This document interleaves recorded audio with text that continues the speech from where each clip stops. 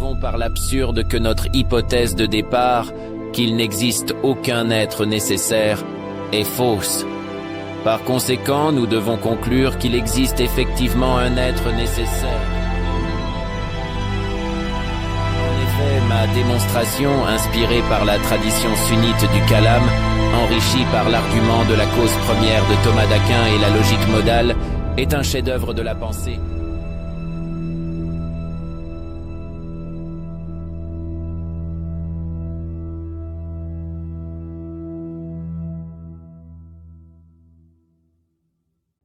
Bonjour chers humains.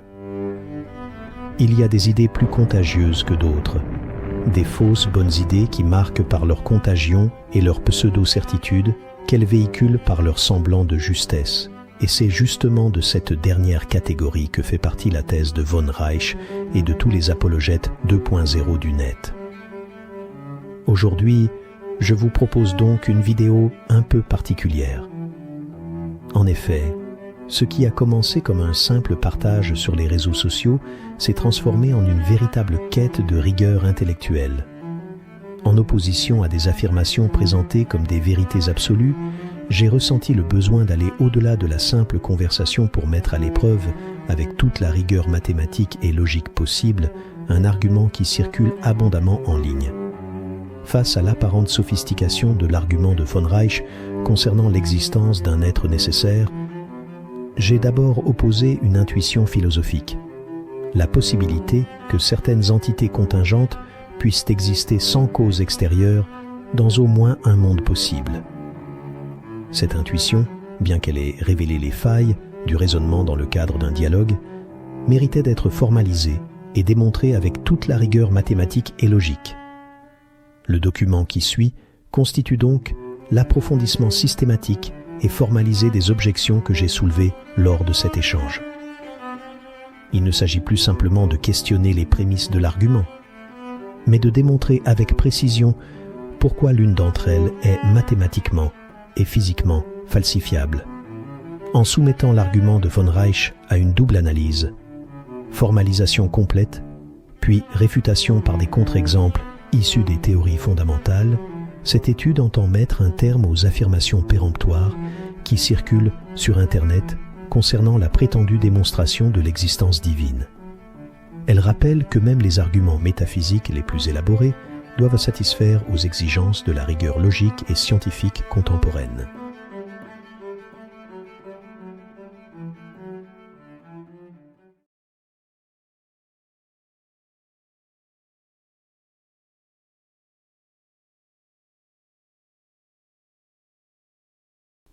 Introduction. Ce document présente une analyse rigoureuse de l'argument ontologique de von Reich et une réfutation de sa prémisse fondamentale. Notre étude se développe en 4 parties complémentaires. Premièrement, nous formalisons l'argument de von Reich en logique modale. Puis, le traduisons en logique du premier ordre en introduisant explicitement la quantification sur les mondes possibles. Cette traduction permet d'examiner précisément la structure et la validité du raisonnement. Deuxièmement, nous démontrons que le modèle de von Reich satisfait 3 conditions essentielles. C'est un système formel en logique du premier ordre. Il est récursivement axiomatisé et il contient un fragment suffisant de l'arithmétique. Ces propriétés nous permettent d'appliquer le théorème d'incomplétude de Gödel, révélant que ce modèle ne peut pas être à la fois consistant, cohérent et complet. Troisièmement, nous présentons des contre-exemples rigoureux qui démontrent l'existence de mondes possibles où certaines entités n'ont pas de cause extérieure, réfutant ainsi directement la prémisse centrale de l'argument. Enfin, nous analysons la validité de ces contre-exemples dans le cadre des théories mathématiques et physiques établies, renforçant leur portée critique. Remarque sur la notation modale. Dans la logique modale classique, les opérateurs diamant, possibilité, et carré, nécessité, s'appliquent aux propositions et non directement aux objets. Dans l'argument présenté ici, la notation diamant x et carré x est une abréviation pour exprimer que la proposition « il existe x tel que grand G de x » est possible ou nécessaire, respectivement. Formalisation de l'argument de von Reich, l'argument en logique modale, soit c'est de YX. Y est la cause extérieure de X. Un être est dit possible, c'est-à-dire contingent s'il peut ne pas exister, et nécessaire s'il existe dans tous les mondes possibles. Proposition 1. Prémisse fondamentale. Tous les êtres contingents, c'est-à-dire tous les possibles, ont une cause extérieure. Formellement, pour tout X, si X est possible mais non nécessaire, alors il existe un Y différent de X, tel que Y est la cause de X. Ou si un être X est simplement possible et non nécessaire, alors il existe un être Y distinct de X, qui en est la cause extérieure. Proposition 2. Hypothèse par l'absurde. Supposons qu'il n'existe aucun être nécessaire. Formellement, il n'existe pas de X tel que X est nécessaire. Ou on admet, pour la démonstration, qu'aucun être n'existe nécessairement dans tous les mondes possibles. Proposition 3. Conséquence pour l'ensemble E de tout ce qui existe. Puisque, par la proposition 2, tout être existant est contingent. L'ensemble E de tous les êtres existants est lui-même contingent, c'est-à-dire possible, mais non nécessaire. Par la proposition 1, cet ensemble E doit avoir une cause extérieure. Formellement, si E est possible, alors il existe un Z différent de E, tel que Z est la cause de E. L'ensemble de tous les possibles étant lui-même contingent, il doit être causé par quelque chose d'extérieur. À ce stade, certains objectent que même si tout élément de E est contingent, il n'est pas forcément vrai que l'ensemble E lui-même le soit. Si l'on refuse ce passage, alors toute la démonstration qui suit s'effondre, car E ne nécessite plus de cause extérieure. Pour la beauté de l'argument, nous allons admettre ici l'affirmation de von Reich, quitte à reconnaître que, philosophiquement, elle peut faire débat.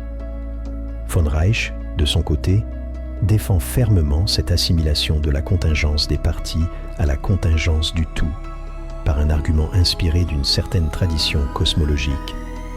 Ainsi, en suivant von Reich, nous admettons que l'ensemble E est contingent et poursuivons avec la proposition suivante. Proposition 4. Raison du rejet de la régression infinie. Si la cause Z de E était elle-même contingente, elle nécessiterait à son tour une cause extérieure par la proposition 1, entraînant une régression infinie. Situation inacceptable. La seule issue est donc que Z soit nécessaire. Formellement, il existe un Z tel que Z est nécessaire. Z est différent de E et Z est la cause de E. Pour éviter une régression infinie, il faut admettre l'existence d'une cause Z qui est nécessaire, ce qui contredit la proposition 2. Proposition 5. Conclusion. La supposition de la proposition 2 conduit à une contradiction. Par l'absurde, il doit exister un être nécessaire. Formellement, il existe un X, tel que X est nécessaire. Ainsi, par raisonnement par l'absurde, l'existence d'un être nécessaire est établie. Analyse du rejet de la régression infinie. Un point crucial dans l'argument de von Reich est l'affirmation, dans la proposition 4, que la régression infinie des causes constitue une situation inacceptable. Cette assertion mérite d'être examinée car elle repose sur des présupposés philosophiques particuliers. Justification classique du rejet. Plusieurs arguments philosophiques traditionnels soutiennent le rejet d'une régression infinie des causes, principe de raison suffisante. Selon la tradition leibnizienne, toute réalité doit avoir une explication adéquate. Une chaîne causale infinie pourrait expliquer chaque élément particulier, mais échouerait à expliquer l'existence de la chaîne elle-même. Nécessité d'une cause première. L'idée qu'une explication complète requiert un point d'origine. Sans cause première, l'explication reste perpétuellement inachevée. Impossibilité de l'infini actuel, la position aristotélicienne qui conteste la possibilité d'un infini actuellement réalisé, rendant impossible une chaîne causale infinie, effectivement complétée. Problème de la transmission causale, la difficulté conceptuelle d'imaginer comment la causalité pourrait traverser une série infinie pour atteindre les êtres actuels. Argument en faveur de l'acceptabilité. Cependant, des raisons tout aussi solides permettent d'envisager la possibilité d'une régression infinie. Cohérence logique, une série infinie de causes ne génère aucune contradiction logique. Les mathématiques modernes démontrent que l'infini peut être traité rigoureusement sans paradoxe. Modèle cosmologique contemporain. Certaines théories physiques envisagent un univers sans commencement temporel ou avec des cycles infinis. La physique théorique n'exclut pas une chaîne causale sans premier terme. Suffisance des explications locales. L'idée que chaque phénomène est suffisamment expliqué par sa cause immédiate, sans nécessité d'une explication globale de toute la chaîne, auto-explication de la totalité, la possibilité que la série infinie prise comme un tout soit auto-explicative, en vertu même de son infinité. Conséquences pour l'argumentation. Si la régression infinie est acceptable, l'argument de von Reich s'effondre à ce niveau, indépendamment de la validité de sa prémisse concernant la causalité universelle. La proposition 4 perdrait sa validité, et l'existence d'un être nécessaire ne pourrait plus être établie par ce raisonnement. Notons toutefois que notre démonstration principale se concentre sur la réfutation de la proposition 1, tous les possibles ont une cause extérieure, qui suffit à elle seule à invalider la conclusion de von Reich, même si l'on accepte son rejet de la régression infinie. Traduction en logique du premier ordre. Pour rendre explicites les opérateurs modaux, nous introduisons les prédicats suivants. Possible de W. W est un monde possible. Existe in de XW. X existe dans le monde W. Cosine de Y. X et W.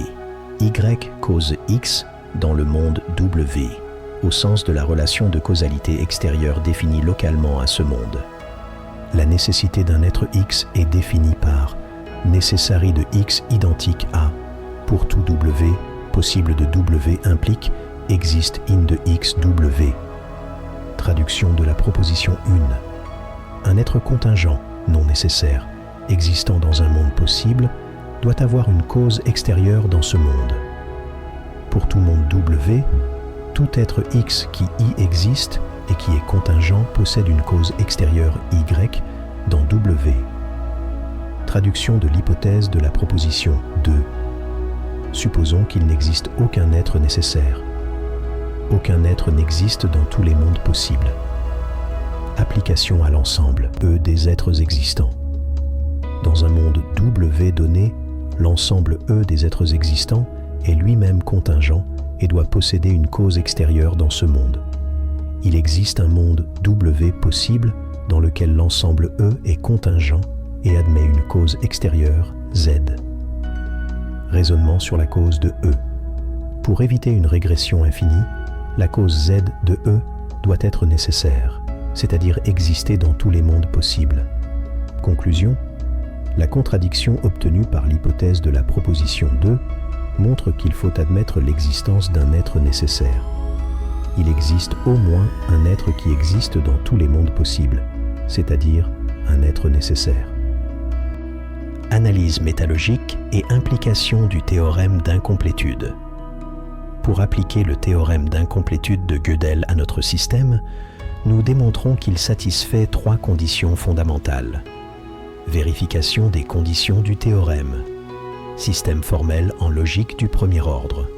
Le langage de notre système est défini par une signature comprenant des constantes, fonctions et prédicats, exemple, existine de X et W, C de Y et X, ainsi que les symboles arithmétiques 0 et le successeur S de X.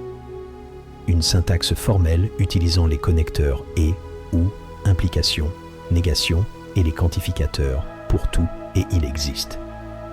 Les règles d'inférence, modus ponens, généralisation universelle, etc., sont celles standards de la logique du premier ordre. Axiomatisation récursive. Nous montrons que l'ensemble des axiomes de notre système est récursivement énumérable. Premièrement, la traduction de la logique modale en logique du premier ordre s'effectue via une procédure algorithmique qui transforme par exemple le schéma suivant. Pour tout x, si x est possible et n'est pas nécessaire, alors il existe un y différent de x qui est en relation avec x, en un ensemble de schémas d'axiomes dans le nouveau langage. Deuxièmement, les axiomes de la logique classique du premier ordre sont eux-mêmes récursivement énumérables. Troisièmement, les axiomes spécifiques concernant les prédicats, existing de x et w, possible de w et c de y et x, résultent d'une transformation algorithmique. De plus, les règles d'inférence étant définies de façon formelle, il existe une procédure algorithmique qui, donnée une formule phi, énumère toutes les preuves possibles et vérifie si phi est prouvable dans le système. Fragment suffisant d'arithmétique. Le système est enrichi d'un fragment minimal de l'arithmétique de la manière suivante. Le domaine des êtres est choisi comme n, les entiers naturels.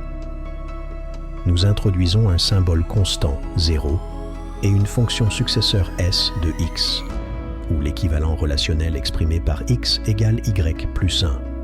On considère que les axiomes de base de l'arithmétique, par exemple ceux de Robinson, sont présents, tels que l'injectivité du successeur et l'absence de prédécesseur pour 0. Ce fragment est suffisant pour effectuer une numérotation de Gödel, c'est-à-dire pour encoder chaque formule et preuve du système par un entier. Détail de la satisfaction des conditions du théorème.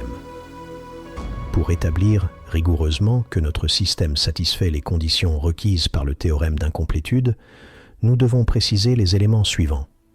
Axiomatisation spécifique des prédicats modaux et causaux. Notre système formel inclut les axiomes spécifiques suivants pour les prédicats introduits. Premièrement, axiome de la possibilité. Il existe au moins un monde possible. Tout monde possible contient au moins une entité. Deuxièmement, axiome de la relation causale. Une cause et son effet existent dans le même monde. Rien n'est cause de soi-même, unicité de la cause. Troisièmement, axiome de la nécessité. Pour toute chose, x est nécessaire si et seulement si x existe dans tous les mondes possibles. Définition de la nécessité. Procédure algorithmique de traduction de la logique modale. Remarque dans le document sur l'expression translation de phi et w. Celle-ci désigne l'application récursive de la procédure de traduction de phi, la formule, en la relativisant au monde w. Cela signifie que si phi contient des opérateurs modaux ou des quantificateurs, alors il faut appliquer toutes les règles de traduction à ces éléments. Ainsi, on crée un processus récursif qui transforme complètement la formule modale en une formule de logique du premier ordre, relative au monde W spécifié. Cet éclaircissement nous permet de continuer l'exposé. La traduction de la logique modale en logique du premier ordre suit une procédure algorithmique systématique, qui peut être formalisée comme suit. Premièrement, pour chaque opérateur modal, possibilité appliquée à une formule phi, remplacée par il existe un monde W, tel que W est possible, et phi est vrai dans W. Deuxièmement, pour chaque opérateur modal, nécessité, appliqué à une formule phi, remplacée par pour tout monde W, si W est possible, alors phi est vrai dans W. Troisièmement, pour chaque prédicat P de x1, x2, xn dans phi, remplacé par P indice W, où P indice W est la version relativée au monde W du prédicat P. Quatrièmement, pour chaque quantificateur, pour tout x où il existe x dans phi, relativiser le domaine au monde W, par l'ajout de la condition existing de x et W, par exemple la formule modale. Nécessairement, il existe un x qui a la propriété P, est traduite par pour tout W, si W est possible, alors il existe un x tel que x existe dans W, et le prédicat P s'applique à x dans W. Cette procédure étant parfaitement mécanisable, elle garantit la récursivité de l'ensemble des axiomes traduits. Encodage arithmétique du système pour l'application de Gödel. Il convient de préciser que l'arithmétique que nous introduisons ici n'a pas de lien conceptuel direct avec l'argument ontologique de von Reich. Son intégration est une technique métalogique standard qui nous permet d'appliquer le théorème d'incomplétude de Gödel au système formalisé. En d'autres termes, nous enrichissons le système avec un fragment d'arithmétique, précisément pour pouvoir démontrer ses limitations intrinsèques. Pour cela, nous incorporons l'arithmétique de Robinson, Q, pour deux raisons essentielles. Premièrement, elle permet la numérotation de Gödel, technique indispensable pour construire des énoncés autoréférentiels. Deuxièmement, elle est reconnue comme le fragment minimal d'arithmétique, suffisant pour déclencher les limitations démontrées par le théorème d'incomplétude. Cette incorporation se réalise en ajoutant au système formel de von Reich les axiomes suivants. Premièrement, 0 n'est successeur d'aucun nombre. Deuxièmement, injectivité de la fonction successeur. Ou encore, si deux nombres naturels ont le même successeur, alors ces deux nombres sont égaux. Troisièmement, tout nombre naturel différent de 0 est le successeur d'un autre nombre naturel. Quatrièmement, tout nombre naturel ajouté à 0 est égal à lui-même. Cinquièmement, ajouter le successeur d'un nombre y à un nombre x est la même chose que prendre le successeur de la somme de x et y. Sixièmement, tout nombre naturel multiplié par 0 est égal à 0. Septièmement, multiplier un nombre x par le successeur d'un nombre y est la même chose que multiplier x par y et ensuite ajouter x au résultat. Ces axiomes sont traduits dans notre langage formel via les prédicats arithmétiques suivants. 0 de x représente le nombre 0, suc de x et y représente la relation y égale s de x. Y est le successeur de x. Add de x, y et z représente la relation z égale x plus y. Z est la somme de x et y. Mul de x, y et z représente la relation z égale x fois y. Z est le produit de x et y. Cet encodage arithmétique permet alors de définir un système de numérotation où chaque formule et chaque preuve du système reçoit un nombre unique, son numéro de Gödel. Cette technique rend possible la construction d'énoncés qui parlent d'eux-mêmes au sein du système, condition préalable à l'application du théorème d'incomplétude. Démonstration de l'adéquation aux conditions. Avec ces précisions, nous pouvons désormais affirmer rigoureusement que notre système satisfait les trois conditions du théorème d'incomplétude.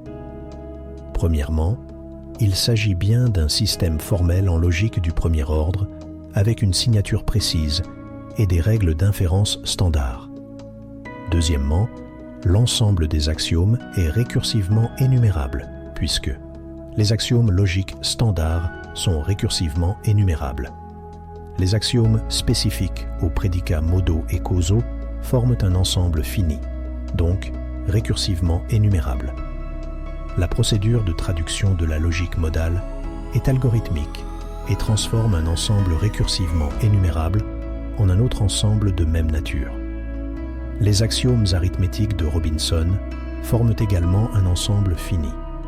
Troisièmement, le système contient un fragment suffisant de l'arithmétique, à savoir l'arithmétique de Robinson, Q, reconnue comme suffisante pour l'application du théorème d'incomplétude. Par conséquent, notre système est sujet au théorème d'incomplétude de Gödel. S'il est consistant, il existe des propositions, notamment certaines concernant l'existence d'un être nécessaire, qui sont indécidables dans ce système. Construction d'énoncés indécidables. méthode de Gödel et prédicat de preuve. On définit un prédicat arithmétique prouvable de x qui est vrai si et seulement si x est le numéro de Gödel d'une formule prouvée dans le système. La définition de prouvable de x repose sur la récursivité de l'ensemble des axiomes et des règles d'inférence. Le lemme diagonal assure l'existence d'une formule G telle que G est équivalent à G représenté par son nombre de Gödel n'est pas prouvable, ou l'expression Gödel de G représente le numéro Gödel de G. L'interprétation de G est alors G n'est pas prouvable dans le système. Variante causale autoréférentielle. Dans le cadre du modèle de von Reich enrichi d'un fragment arithmétique, on peut aussi envisager une variante incorporant la notion de causalité, en introduisant un prédicat R de x défini par R de x est défini comme il n'existe pas de y tel que y est différent de x et y est en relation C avec x, et en utilisant le lemme diagonal pour obtenir une formule H telle que la proposition H est vraie si et seulement si la propriété R s'applique au Gödel de H. Ainsi, H affirme qu'il n'existe aucune cause externe de H. Dans un système où toute entité contingent doit avoir une cause externe, H conduit à une tension autoréférentielle et, sous l'hypothèse de consistance, il s'avère indécidable. Implication métalogique. La construction précédente présente plusieurs conséquences majeures. Limite de la démontrabilité. Même si l'argument de von Reich semble exiger l'existence d'un être nécessaire pour éviter la régression infinie, l'application du théorème d'incomplétude montre que l'existence de cet être est formellement indécidable dans le système. Robustesse du système formel. Le fait que le système soit récursivement axiomatisé et contienne un fragment arithmétique minimal assure que toute tentative d'étendre le système pour démontrer définitivement une propriété, comme la causalité universelle, se heurte aux limites intrinsèques démontrées par Gödel. Autoréférence et causalité. L'introduction d'énoncés autoréférentiels, intégrant la notion de causalité, met en exergue la complexité de formaliser des principes métaphysiques universels. Ces constructions révèlent que la causalité, lorsqu'elle est encodée dans un système formel suffisamment puissant, peut conduire à des énoncés dont la validité ne peut être tranchée par les seules méthodes démonstratives. En combinant ces analyses, nous concluons que, même si l'argument modal semble imposer l'existence d'un être nécessaire pour éviter une régression infinie des causes, la proposition correspondante demeure indécidable dans un système consistant. Cette limite démonstrative, imposée par le théorème d'incomplétude, met en lumière la difficulté de trancher définitivement, au sein d'un système formel, des questions métaphysiques universelles telles que l'existence d'un être nécessaire.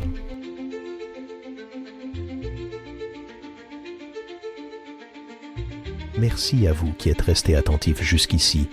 Le plus ardu est maintenant derrière nous. Nous venons de traverser ensemble la partie la plus technique de cette démonstration. Et je vous en félicite. Avant de poursuivre avec les contre-exemples concrets, faisons le point sur ce que nous avons établi. En résumé, nous avons formalisé l'argument de von Reich et montré que son modèle vérifie bien les conditions du théorème d'incomplétude de Gödel.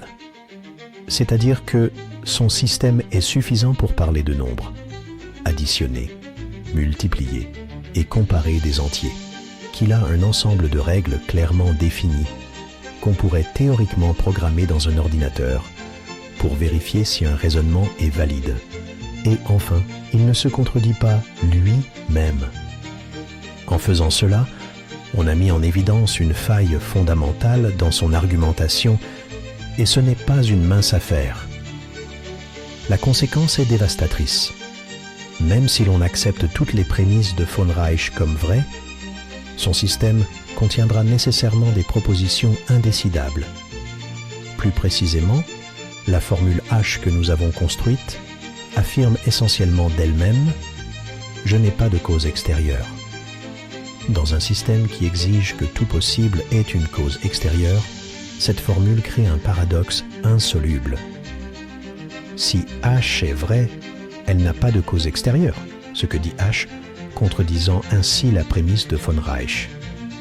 Si H est fausse, cela signifie que la proposition H n'a pas de cause extérieure est fausse, donc H a une cause extérieure. Mais voilà le problème. H est définie précisément comme affirmant qu'elle n'a pas de cause extérieure. Tout comme dans le paradoxe du menteur, la formule H échappe à la décidabilité dans son modèle. Ceci révèle que même en acceptant les règles de von Reich, certaines questions sur la causalité et l'existence restent formellement indémontrables. Ou dit autrement, l'argument qui prétend démontrer l'existence d'un être nécessaire est incapable de décider certaines questions fondamentales de causalité. Quelle ironie! Von Reich veut prouver l'existence de Dieu avec une certitude mathématique, mais celles-ci établissent qu'une telle certitude est impossible dans son propre modèle.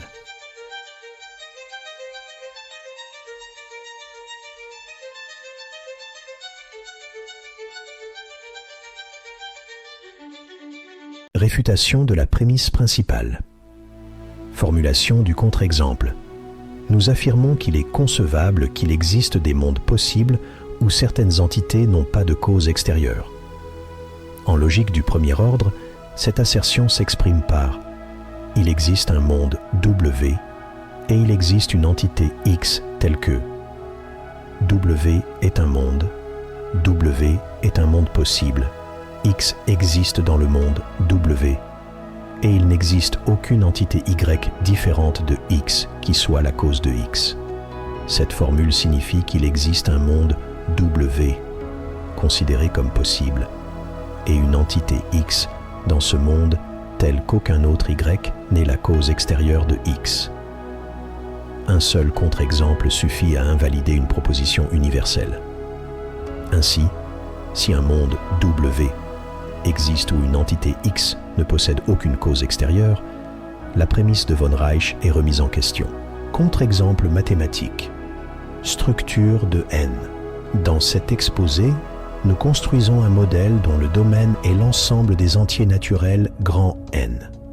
Pour présenter un contre-exemple à la prémisse « Tous les possibles ont une cause extérieure », nous montrerons qu'il existe un monde possible dans lequel une entité, ici 0, n'a pas de cause extérieure.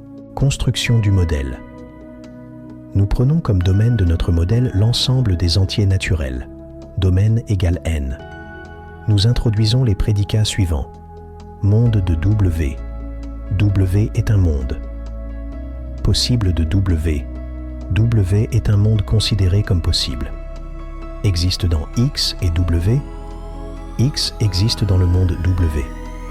Ici, X appartient à N. Cause de Y et X. Y est la cause extérieure de X. Pour définir la relation de cause, nous posons cause de Y et X est équivalent à X égale Y plus 1. Ainsi, pour tout entier X strictement supérieur à 0, il existe un entier Y égal à X moins 1, tel que Y différent de X et X égale Y plus 1, donc Y est la cause de X. Cependant, pour X égale 0, il n'existe aucun Y appartenant à N satisfaisant 0 égale Y plus 1. Démonstration formelle. En choisissant W comme notre monde définissant le modèle N et X égale 0, la condition « il n'existe pas de Y différent de 0 et cause de 0 » est satisfaite, car pour tout Y appartenant à N, Y plus 1 supérieur ou égal à 1 et aucun Y ne peut satisfaire 0 égale Y plus 1. De manière équivalente, en logique modale, on peut exprimer le contre-exemple ainsi. Il est possible qu'il existe une entité X telle qu'il n'existe aucune entité Y différente de X, qui soit la cause de X. Ce qui signifie qu'il est possible qu'il existe une entité X, ici X égale 0, qui n'a aucune cause extérieure. Contre-exemple, physique. L'énergie du vide quantique. Un autre exemple pertinent, cette fois dans le cadre de la physique quantique, est celui de l'énergie du vide. Dans la théorie quantique des champs, l'état fondamental, ou vide, d'un champ comporte intrinsèquement des fluctuations quantiques associées à une énergie de point zéro non nulle. Fondement algébrique. Voici une démonstration succincte reposant sur la structure de l'algèbre de Lie associée à l'oscillateur harmonique quantique. Premièrement, définition de l'oscillateur et de l'algèbre associée. Les opérateurs d'annihilation A et de création Heidegger. Vérifiez la relation de commutation caractéristique de l'algèbre de Heisenberg. Commutateur de A Heidegger égale A Heidegger moins Heidegger A égale 1. Deuxièmement, le hamiltonien de l'oscillateur harmonique quantique. Il s'exprime par grand H égale H bar, oméga fois Heidegger A plus 1/2, où A, Heidegger est l'opérateur nombre qui compte le nombre d'excitations du système et H bar est la constante de Planck réduite. Troisièmement, définition de l'état fondamental ket de 0. Celui-ci est défini par A ket de 0 égale 0.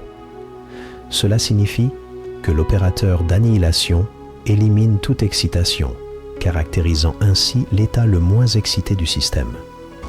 Quatrièmement, calcul de l'énergie du vide, en appliquant le hamiltonien à l'état du vide et sachant que Heidegger, A, ket de 0 égale 0.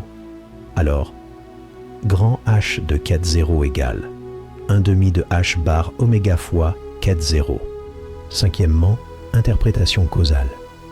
La présence du terme constant 1/2 dans le hamiltonien découle directement de la relation de commutation, commutateur de A et Heidegger égale 1. Cette non-commutativité impose une énergie résiduelle, même dans l'état fondamental, démontrant que le vide quantique possède une énergie intrinsèque, indépendamment de toute excitation externe. Aucun mécanisme externe n'intervient pour générer cette valeur. Elle découle simplement de la structure algébrique de la théorie. Cette propriété invalide toute prétention selon laquelle toutes les entités existeraient seulement pourvues d'une cause extérieure. Ici, la cause de l'énergie de point zéro est la forme même de l'algèbre quantique, et non un acteur ou un élément extérieur. Validité des contre-exemples dans les théories mathématiques et physiques. Consistance avec les théories des ensembles Z, Z et FC. La construction de notre contre-exemple mathématique repose sur la structure de l'ensemble N, définie à partir de l'axiome de l'infini dans la théorie des ensembles. Dans ZF, Zermelo-Frenkel, et ZFC, ZF avec l'axiome du choix, N est généralement construit via les ordinaux de von Neumann, où oméga représente l'ensemble des entiers naturels. Parmi les axiomes de Peano, il est établi que 0 est un entier naturel. 0 n'a pas de prédécesseur. Dans notre modèle, nous définissons la relation de cause par l'égalité x égale y plus 1. Cette définition exploite directement la propriété que 0 n'est le successeur d'aucun entier naturel, ce qui correspond exactement à la condition qu'il n'existe aucun y, tel que 0 égale y plus 1. Ainsi, la construction du contre-exemple est entièrement compatible avec l'axiomatique de Peano et peut être réalisée dans ZF. Étant donné que ZFC est une extension de ZF, la construction reste valide dans ZFC également. Cohérence avec les théories physiques fondamentales. Notre contre-exemple physique, reposant sur l'énergie du vide quantique, s'inscrit pleinement dans le cadre de la théorie quantique des champs, l'une des théories les plus précisément vérifiées empiriquement. La présence d'une énergie de point zéro est une conséquence directe des relations de commutation canoniques qui sont des principes fondamentaux de la mécanique quantique. Les effets de cette énergie du vide ont été observés expérimentalement, notamment dans l'effet Casimir, fournissant une validation empirique à notre contre-exemple. Ce phénomène démontre qu'une propriété physique fondamentale peut émerger sans cause extérieure, simplement comme conséquence de la structure mathématique de la théorie. La robustesse de ce contre-exemple est renforcée par sa concordance avec d'autres aspects de la physique fondamentale, comme le principe d'incertitude de Heisenberg, qui établit également des limites intrinsèques dérivées de la structure algébrique de la théorie. Conclusion. Synthèse des résultats. Notre étude a permis d'examiner rigoureusement l'argument de von Reich à travers plusieurs dimensions complémentaires. D'abord, nous avons formalisé cet argument en logique modale, puis l'avons traduit en logique du premier ordre, exposant ainsi précisément sa structure et ses prémices. Nous avons ensuite démontré que le système formel correspondant satisfait les conditions d'application du théorème d'incomplétude de Gödel, révélant une limitation fondamentale: l'impossibilité pour ce système d'être à la fois consistant et complet. Cette analyse métalogique a mis en évidence que la proposition concernant l'existence d'un être nécessaire, censée découler d'un raisonnement par l'absurde, demeure formellement indécidable dans un système consistant. Portée des contre-exemples. Nous avons présenté 2 contre-exemples rigoureux qui réfutent directement la prémisse fondamentale selon laquelle tous les possibles ont une cause extérieure. Le contre-exemple mathématique, basé sur la structure de n, démontre l'existence d'une entité, le nombre 0, qui, par construction, ne possède pas de cause extérieure. Cette construction est entièrement compatible avec les fondements axiomatiques des mathématiques contemporaines. Le contre-exemple physique illustre comment l'énergie du vide quantique émerge naturellement de la structure algébrique de la théorie quantique, sans nécessité de cause extérieure. Ce phénomène, confirmé expérimentalement, constitue un cas concret d'existence sans causalité externe. Ces 2 situations établissent qu'il est non seulement concevable, mais démontrable dans des cadres théoriques rigoureux que certaines entités existent sans cause extérieure. Implications philosophiques. Ces résultats ont des implications profondes pour les arguments cosmologiques et ontologiques classiques. Premièrement, ils remettent en question le principe de causalité universelle, fondement de nombreux arguments métaphysiques sur l'origine de l'existence. La démonstration que des entités peuvent exister sans cause extérieure ouvre des perspectives nouvelles sur la nature de la contingence et de la nécessité.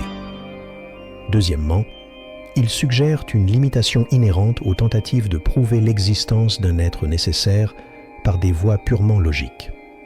L'application du théorème de Gödel révèle que certaines questions métaphysiques pourraient transcender les limites des systèmes formels. Notre analyse du rejet de la régression infinie a également mis en évidence l'importance des présupposés métaphysiques dans l'argument de von Reich. Ce présupposé, bien qu'ancré dans une longue tradition philosophique, n'est pas indiscutable à la lumière des avancées en logique mathématique et en cosmologie théorique. Ainsi, l'argument de von Reich est contestable non seulement par la réfutation de sa prémisse causale, mais également par une remise en question de son rejet catégorique de la régression infinie. Enfin, en établissant un pont entre la logique mathématique et la physique fondamentale, notre étude contribue à une compréhension plus nuancée des concepts de causalité et d'existence, montrant comment des structures formelles peuvent générer des propriétés émergentes sans intervention causale externe. Un seul contre-exemple, qu'il soit logique ou physique, suffit, d'après un principe fondamental de la logique, pour réfuter une proposition universelle. Notre travail en fournit 2, solidement ancrés dans des théories mathématiques et physiques établies, invalidant ainsi de manière décisive la prémisse centrale de l'argument de von Reich.